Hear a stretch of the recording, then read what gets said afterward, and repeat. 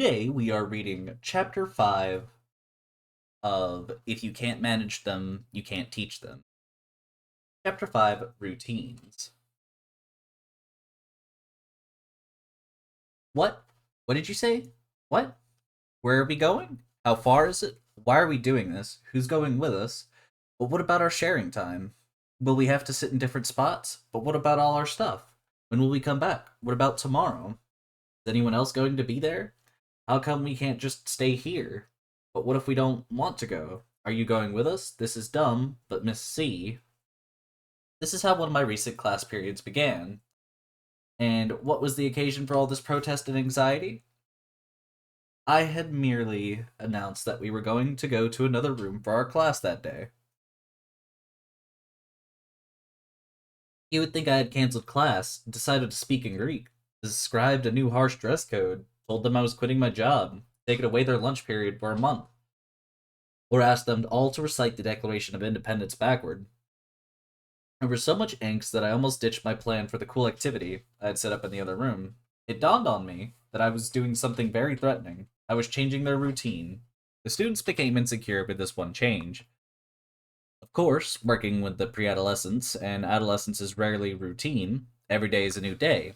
Each class has its own personality and needs. Every student brings those lovely hormones that wreak havoc on their moods and the teacher's sanities. Nevertheless, a break in what routines we have does cause a stir. I have learned to anticipate this. What good are routines? Let's start by getting clear about what a routine is. I'll be discussing procedures, rules, expectations, and consequences in later chapters. Don't confuse any of these with routines. A routine has no right or wrong component to it. It is not about respectful behavior or academic responsibility, even though a routine can further both. Routines are more about a sequence of activities, a schedule or rhythm for doing things. A routine is simply a set of steps for helping something run smoothly, a plan for getting something done.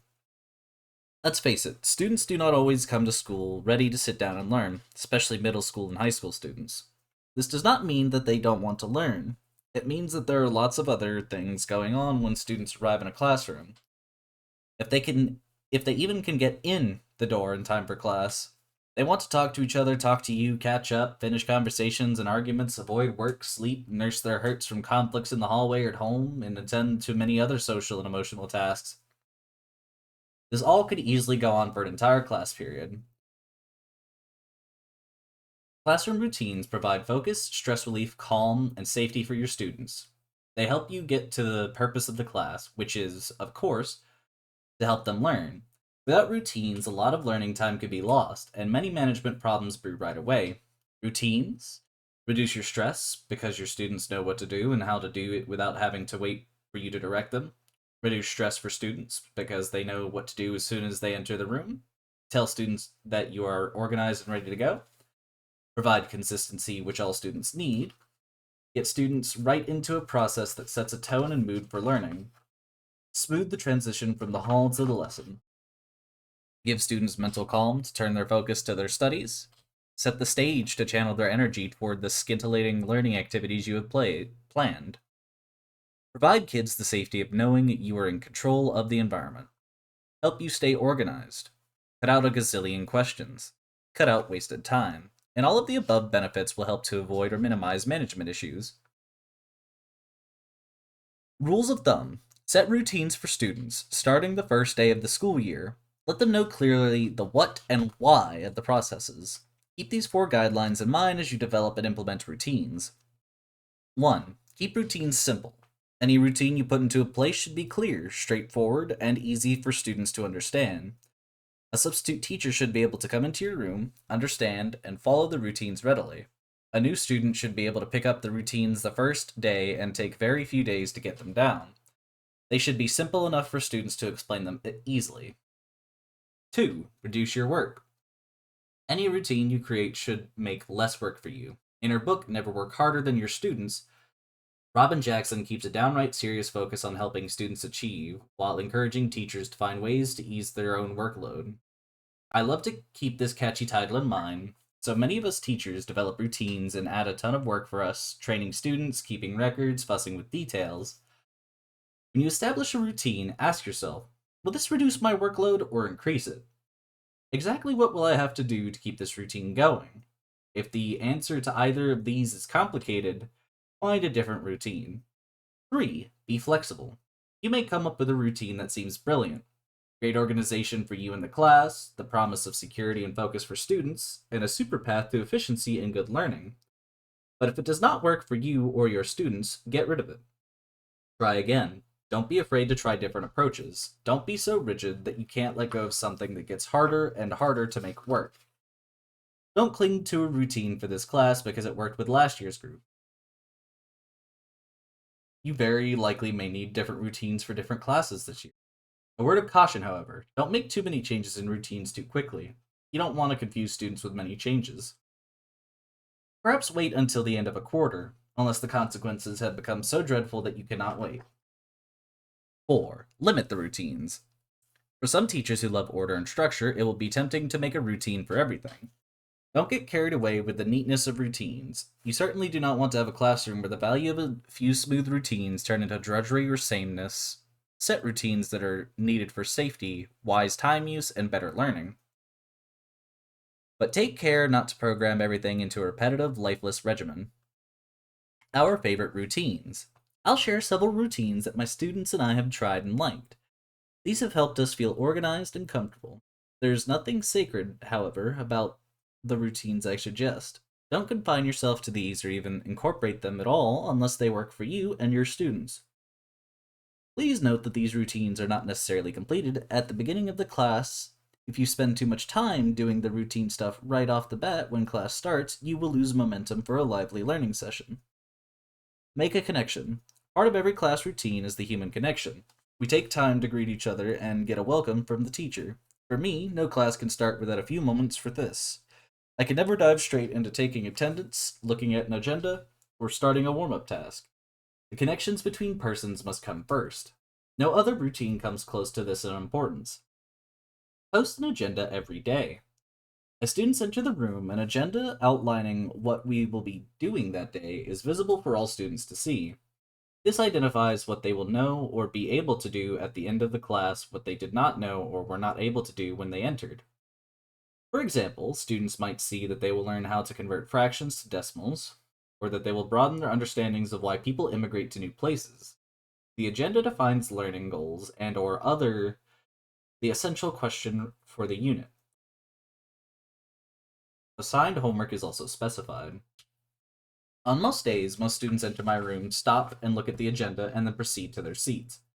My students like to know what is expected of them on any given day. A fringe benefit is that the agenda keeps me focused on the plan for the day. When I first started teaching, I was always rummaging through my plan book to figure out what was coming next. Now it's right in front of my eyes. Start with a question of the day. These days, I get my students pulled into focusing their brains and settling into the idea that class has started by asking a question of the day. Today, my question was, if you could meet any world leader, who would it be? Or would it be the president of your country? We take a couple of minutes for everyone to give an answer. Then I move to the front of the room and get on to reviewing the agenda. Review the agenda together. Draw students' attention to the agenda. Walk through it quickly. It only takes a minute well spent by explaining your plans for the day. This is a great time for you to show your enthusiasm for the upcoming events of the class. Get that homework assignment down. If your school uses some sort of planner for students to keep track of their assignments, make sure students get their assignment written in the planner. If you don't use planners, establish some consistent place for homework assignments. My students do this during the first discussion about the agenda. I find that waiting until the end of the period doesn't work too well. Students are less focused, often time runs out, and you even forget to remind them. Be deliberate about this. Specifically direct student attention to this and make sure they all do it. I realize that it seems like a no-brainer to clearly communicate the homework assignment, but many teachers leave this until the end of class, then realize they have run out of time and frantically try to explain to students while the students are busy cleaning up, packing up, and making a dash to line up at the door. It's not that when parents ask their kids after school what homework they have, the students have no clue. This isn't all the fault of the students.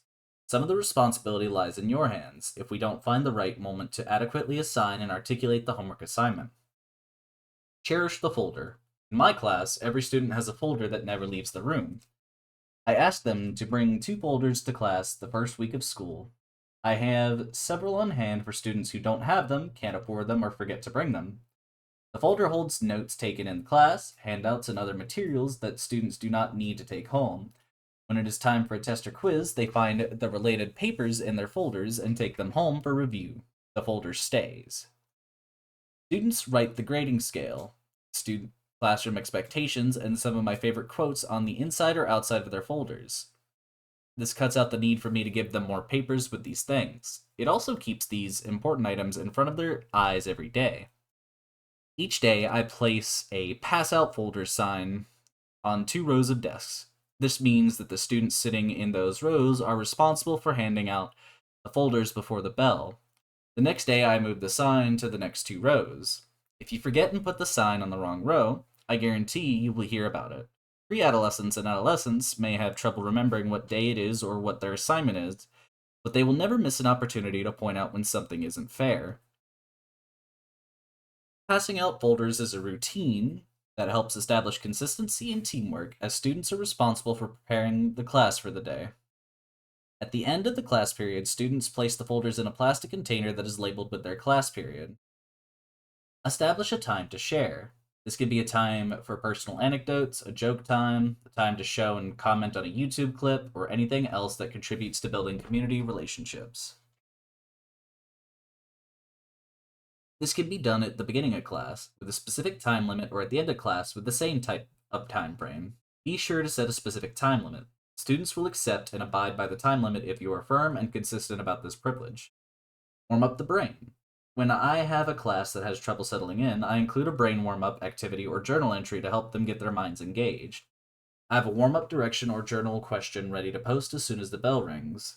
Students start on this as soon as we have greeted one another and reviewed the agenda. I caution you to use activities or questions that matter, not just something to fill up time while you do housekeeping chores. Don't let them loose. Well, don't let them loose on a project, that is, without clear instructions and boundaries. If an activity involves getting supplies, you'll be asking for trouble unless you have given adequate guidance.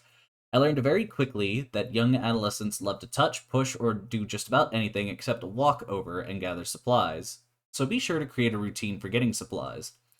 You might call each row, or have one person in the row get supplies for all, or hand them out yourselves, or have them pick up supplies on their way into the room. Think this through ahead of time and you'll avoid many management problems. Effective teachers establish limited routines to make a smooth transition to learning activities and to minimize distractions that impede learning. Inconsistency causes many young people to feel anxious and scattered. As important as routines are, however, there is an inherent danger. I mentioned this on page 122. I'll repeat myself here. Make every effort not to be stale. Trust your instincts. Let surprise snatch you and students away from routine when the moment calls for it. Don't let routines squeeze out those special moments of unscheduled delight. Your middle level and high school kids can handle this. It won't rob them of security. Vow not to be the teacher type that inspired the poem Albert Cullum, "The geranium on the windowsill just died, but teacher you went right on." Model the gift of spontaneity, and surprise for your students. And that ends chapter 5, routines, of if you can't manage them, you can't teach them.